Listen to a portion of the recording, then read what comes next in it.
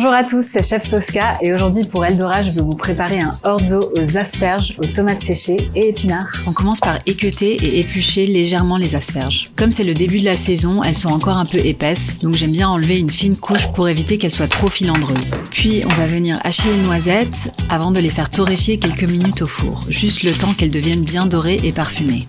On hache aussi les tomates séchées et un peu de persil frais. Alors, on va pas cuire les asperges avec l'orzo parce qu'on veut les garder bien croquantes. Donc on va commencer par les faire revenir avec un peu d'huile d'olive et puis on les rajoutera à la fin. On fait donc sauter les asperges dans une poêle avec un peu d'huile d'olive. J'adore les cuisiner à cette période, elles ont un goût très frais, presque herbacé, qui annonce vraiment le retour du printemps.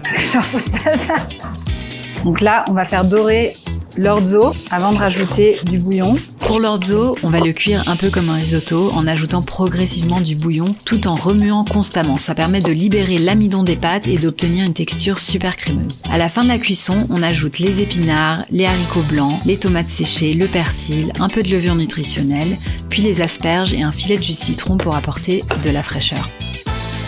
Et pour le dressage, on termine avec quelques têtes d'asperges, du persil frais, les noisettes torréfiées et un peu de zeste de citron. Alors c'est parti, on va goûter. C'est très très bon.